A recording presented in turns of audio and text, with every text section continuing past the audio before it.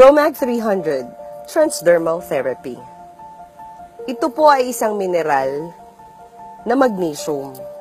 Si Julita Hugo po ay naaksidente sa motor na kanyang minamaneho at ang sabi po ng doktor, aabutin po siguro ng mga 2 buwan para maghihilom at tuluyan gumaling ang kanyang mga sugat.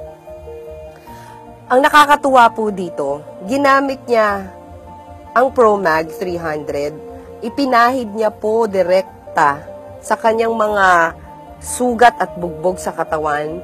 Ibinabad niya rin po ang kanyang mga paa sa mainit na tubig at nilagyan niya po ng Promag ang tubig na mainit para po ma-absorb ng katawan niya ang magnesium. Within 1 week lang po, nawala po ang pamamanas ng kanyang mga paa, ng kanyang mga kamay, ng kanyang muka. Nawala rin po ang mga kirot na dulot ng mga sakit na bugbog dahil po dun sa aksidente niya. Wala po siyang ininom. Na-aksidente ako sa motor. Ang kalahati ng mukha ko ay itim at ang mata ko ay itim yung loob.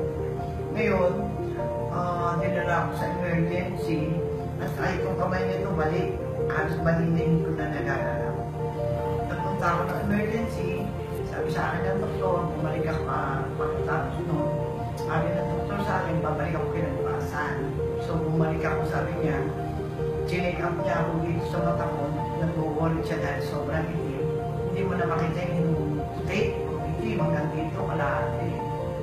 Ngayon sabi ng doktor, after 1 month, dito yung ophthalmology, sabi niya sa akin, hindi niya daw ulit ito after 1 month. At saka ito, itim ito. At saka ito. Ang ginawa ko, ang gabing yun, nagbabad ako sa Promag na mainit na tubig ito at nilalagyan ko, pinapahiram pa yung buong mukha ko. Araw-araw yan, nilalagyan ko.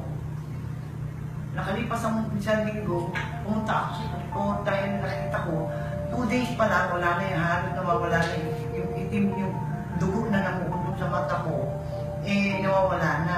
So after 2 weeks, bumalik ako sa doktor. Sabi ko sa doktor, bakit nandito ka? Sabi mo, after 1 month, eh, wala na yung mata ko, yung dugong namuo, saka mga namumuo rito. Talagang grabe, meron akong picture before eh. Sabi ng doktor, anong ginawa mo? Sabi ko, binabad ko ito sa Promag, at saka ito, pinahiram ko ng Promag. Ay, yung Promag na yan. Sabi ko, may magnesium pa siya eh. Sabi naman sa akin ng doktor, sabi naman sa akin yung Promag na yun, paano nangyari yan? Isi-search ko dahil wala siyang idea eh, tungkol dyan. So, nalaman niya, sabi niya sa akin, introduce mo sa akin yung Promag, gusto ko rin malaman para sa pasyente ko. Talagang hindi ako maniwala, pero mo 1 week, wala na yung dumudong na mumuo. I swear, magsuswear ako dahil sa dugo ko yan, na wala yung ano dito na. Sabi ng doktor, 1 month and a half, matagal pa yan bago matanggal yan. Pero wala sa 1 week, bilib na bilib ako. Ito, hindi ko na dinadalaw ito dahil kasi ito, napinsala ito eh. Sa motor eh. Dahil nakasipin nga ako, ito tumama sa akin. Namamagayan. Ang pamamaga, may picture pa ako makikita. Hanggang dito, 1 week. Sabi ko, sabi nga ng anak ko, bakit naghugas ka na ng pinggan? 1 week. Eh, sabi ng doktor, kung daw babasahin. Eh, paano babasahin? Binabasa ako nga eh. Binababad ko nga sa tubig. Pareho rin yun. Yung binabasa na yun. Kaya naghugas ako. Sinasanay ko. Within 1 week and a half, walang operasyon, wala lahat. Tuyo ko yan. Dahil yan sa Promag. Nagulat mo ba yung doktor sa... Oo, sabi niya ng doktor sa akin, ang ginawa mo, bakit wala dyan? Sabi ko, nilalagyan ko, pinapahirap ng Promag dito. Ano ba yung Promag na yan? Bumalik ka sa akin, pakita mo sa akin, ano ba yan? Tapos sabi ng doktor, ang galing naman yan, siya mismo nagsabi. Ipapa-recommenda ko sa pasyente ko, ang galing naman yan. Yun. Kung gusto niyo pa pong malaman. Nagpapasalamat ako sa Promag. Yes. Andito ako, magpapasalamat ako sa Promag.